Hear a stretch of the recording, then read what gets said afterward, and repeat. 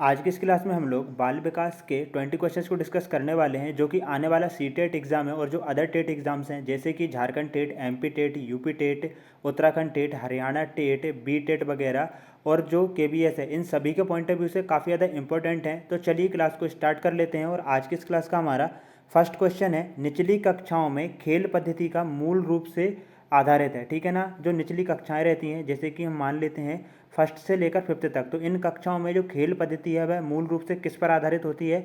आपके ऑप्शन है विकास एवं वृद्धि के मनोवैज्ञानिक सिद्धांतों पर, शिक्षण के समाजशास्त्री सिद्धांतों पर, शारीरिक शिक्षा के कार्यक्रम सिद्धांतों पर, या फिर शिक्षण पद्धतियों के सिद्धांतों पर। देखिएगा, हम लोग यहाँ पर बात कर रहे हैं निचली कक्षाओं में खेल पद्धति का जो मूल रूप आधार रहता है ना, वह विकास एवं वृद्धि के मनोवैज्ञानिक सिद्धांत रहते हैं। राइट आंसर क्या हो जाएगा? ऑप्शन नंबर यहाँ पर ए हो जाएगा।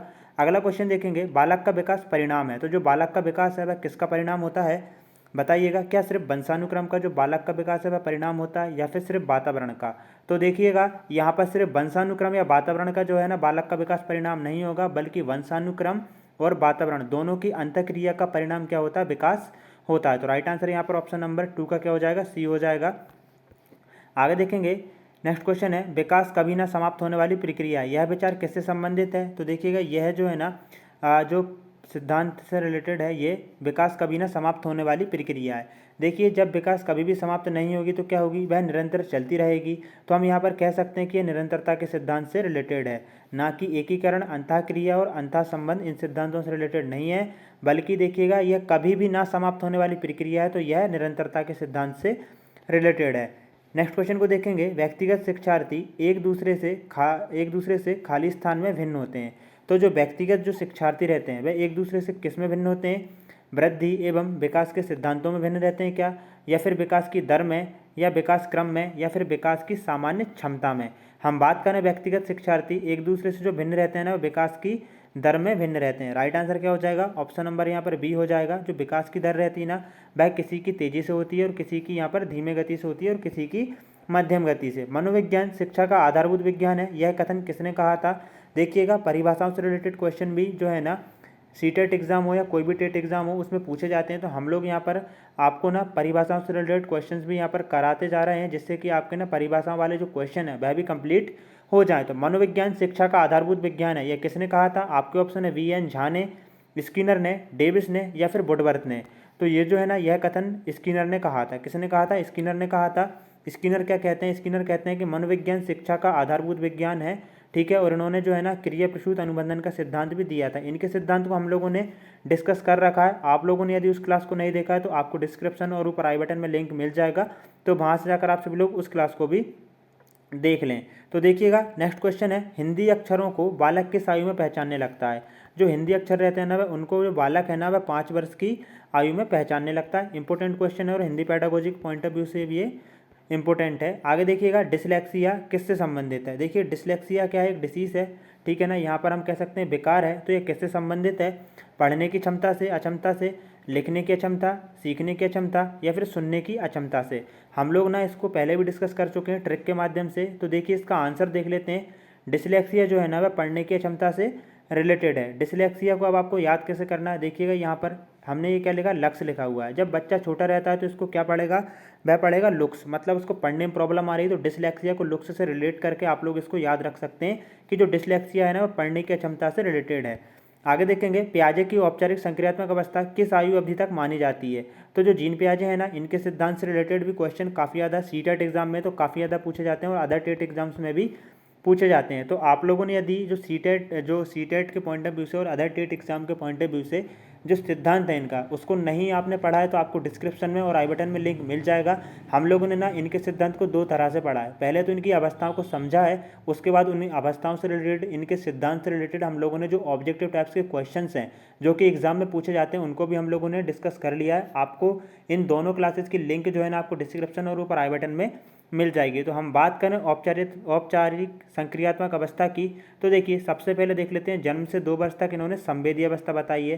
तो यहाँ पर देखिएगा, इसके बाद 2 से लेकर 7 वर्ष तक पूर्व संक्रियात्मक अवस्था बताइए, 7 से 11 तक मूर्त संक्रियात्मक बताइए और 11 से 15 तक अमूर्त संक्रियात्मक बताइए। हमसे यहाँ पर औपचारिक संक्रियात्मक अवस्था पूछा है। औपचारिक यहाँ पर अमूर्त भी इसको बोला जाता है। तो जो औपचारिक संक्रियात्मक अवस्था है इसकी अवधि 11 से लेकर 15 वर्ष की होती है। अगला क्वेश्चन देखेंगे, किशोर अवस्था बड़े संघर्ष, तूफान और विरोध की अवस्था होती है। यह कथन किसका है? स्किनर का, स्टैनली हल का, E.A. किलपैट्रिक का या फिर थॉर्नडाइक का?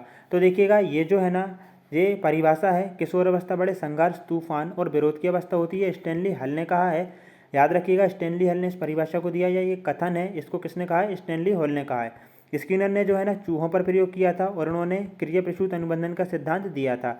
याद रखिएगा। बात करें थॉर्नडाइक की, इन्होंने जो है ना उद्दीपन अनुक्रिया का सिद्धांत दिया है। उद्दीपन अनुक्रिया का सिद्धांत हमने डिस्कस कर लिया है, जिसको प्रयास एवं त्रुटि का सिद्धांत भी कहा जाता है। इस सिद्धांत की लिंक आपको डिस्क्रिप्शन और आई बटन में मिल जाएगी। इन्होंने सीखने के 3 मुख्य नियम दिए हैं, जिसमें इन्होंने सबसे पहले दिया है तत्परता का नियम, उसके बाद इन्होंने दिया है अभ्यास का नियम, और जो अंतिम है वह दिया है कौन सा? प्रभाव का नियम। और साथ ही में उन्होंने 5 गौण नियम दिए हैं, बट आप ना उनके सिर्फ नाम याद कर लेना, आप लोग उस सिद्धांत को देख लीजिए, ठीक है। यहाँ पर देखेंगे, जीन पियाजे के अनुसार संज्ञानात्मक विकास की कितनी अवस्थाएं हैं? अभी हम लोगों ने डिस्कस किया था, 4 अवस्थाएं दी थी। कौन कौन सी? संवेदी गामक अवस्था, जो कि जन्म से 2 वर्ष तक की है। पूर्व संक्रियात्मक अवस्था 2 से 7 वर्ष तक। मूर्त संक्रियात्मक अवस्था 7 से 11। और अमूर्त संक्रियात्मक अवस्था जो कि 11 से लेकर 15 वर्ष तक की है। नेक्स्ट क्वेश्चन को देख लेते हैं। इरिक्शन के अनुसार कौन सी अवस्था में बालक अधिक पहल करता है लेकिन बहुत सशक्त भी हो सकता है, जो दोष भावनाओं की ओर ले जाता है? तो जो इरिक्शन का सिद्धांत है, इनको भी, इसके सिद्धांत को भी हम लोगों ने डिस्कस अभी नहीं किया है, हम लोग डिस्कस कर लेंगे, बट आपको चैनल को सब्सक्राइब कर लेना है, ताकि जो नेक्स्ट जो वीडियो है या क्लास है, ठीक है ना, तो उसका नोटिफिकेशन आपको मिल सके। जो भी हम लोग है ना यहाँ पर क्लासेस अपडेट करेंगे, अपलोड करेंगे, तो उनका जो नोटिफिकेशन आपको तभी मिलेगा जब आप क्या करेंगे? चैनल को सब्सक्राइब कर लेंगे। तो देखिए, इरिक्शन के अनुसार कौन सी अवस्था में बालक अधिक पहल करता है लेकिन बहुत सशक्त भी हो सकता है, जो दोष भावनाओं की ओर ले जाता है? यहाँ पर आपके ऑप्शन देख लीजिए। 18 माह से लेकर 3 वर्ष तक, 3 से 6 वर्ष तक पहल बनाम दोष अवस्था, 6 से 12 वर्ष तक की अवस्था, या फिर किशोरावस्था? आंसर हो जाएगा यहाँ पर ऑप्शन नंबर, ठीक है ना, बी हो जाएगा। 3 से लेकर 6 वर्ष तक जो अवस्था रहती है, पहल बनाम दोष की अवस्था, तो उसमें क्या होता है? इरिक्शन के अनुसार बालक अधिक पहल करता है लेकिन बहुत सशक्त भी हो सकता है, जो दोष भावनाओं की ओर ले जाता है। आगे देखेंगे, मानसिक विकास को प्रभावित करने वाले कारक नहीं है। देखिए, यहाँ पर पूछा गया है कि मानसिक विकास को प्रभावित करने वाला कारक नहीं है पूछा है, तो परिवार का वातावरण क्या प्रभावित करता है? धार्मिक वातावरण, परिवार की सामाजिक स्थिति, परिवार की आर्थिक स्थिति? तो देखिएगा, हम लोग यहाँ पर बात कर रहे हैं मानसिक विकास की, तो जो धार्मिक वातावरण है ना, यह मानसिक विकास को प्रभावित नहीं करता है। बाकी परिवार का जैसा वातावरण होगा, उसका मानसिक विकास भी वैसा ही होगा। परिवार की सामाजिक स्थिति पर भी डिपेंड करता है, और परिवार की आर्थिक स्थिति पर भी मानसिक विकास, जो बच्चे का मानसिक विकास है, वह डिपेंड करता है। आगे देखेंगे, नैतिक तर्क का अवस्था सिद्धांत किसने दिया था? तो नैतिक तर्क के जो अवस्था का जो सिद्धांत है ना, वह किसने दिया था? कोहलबर्ग ने दिया था। आगे देखेंगे, गर्भाधान काल की अवस्था कौन सी नहीं है? तो शेषावस्था गर्भाधान काल की अवस्था नहीं है। डिम्बावस्था, बीजकरण और भ्रूणावस्था जो है ना, वह गर्भाधान काल की अवस्थाएं हैं। मानव जीवन की मनोभौतिक एकता क्या कहलाती है? आपके ऑप्शन हो जाएंगे, मन तथा शरीर का विकास, शरीर तथा हड्डियों का विकास, शरीर तथा हृदय का विकास, या फिर आत्मा तथा मांसपेशियों का विकास। मानव जीवन की मनोभौतिक एकता जो है ना, मन तथा शरीर का विकास कहलाती है। आगे देखेंगे, गर्भ में सर्वप्रथम किसका निर्माण होता है? तो गर्भ में सर्वप्रथम सिर का निर्माण होता है, बच्चे के सिर का निर्माण होता है। जन्म के समय शिशु में कितनी हड्डियां होती हैं? तो 270 हड्डियां होती हैं जन्म के समय शिशु में, याद रखिएगा। इसके बाद बात करें, बालक अपनी माँ को पहचानना कब प्रारंभ कर देता है? तो 3 माह के अंदर जो है ना, बालक अपनी माँ को पहचानना प्रारंभ कर देता है। छोटे छोटे वाक्यों को बोलना तथा 3 पहियों की साइकिल चलाना, यह कार्य किस अवस्था में किया जाता है बच्चे के द्वारा? तो ये जो है ना, ये शेषावस्था में किया जाता है, कि जो है ना साइकिल वगैरह बच्चे चलाते हैं।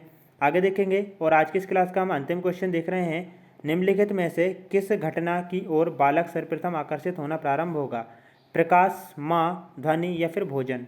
तो जो बालक है ना, वह प्रकाश की ओर सर्वाधिक जो है ना सर्वप्रथम आकर्षित होने का प्रारंभ करेगा। तो right answer option number A है। तो फ्रेंड्स, 20 में से आपके कितने सही हुए हैं? 20 में से आउट ऑफ कितने नंबर आपके आए हैं? 18 आए हैं, 16 आए, कितने?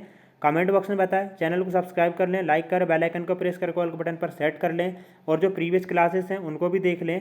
जय हिंद दोस्तों, वंदे मातरम। मिलते हैं एक न्यू क्लास में।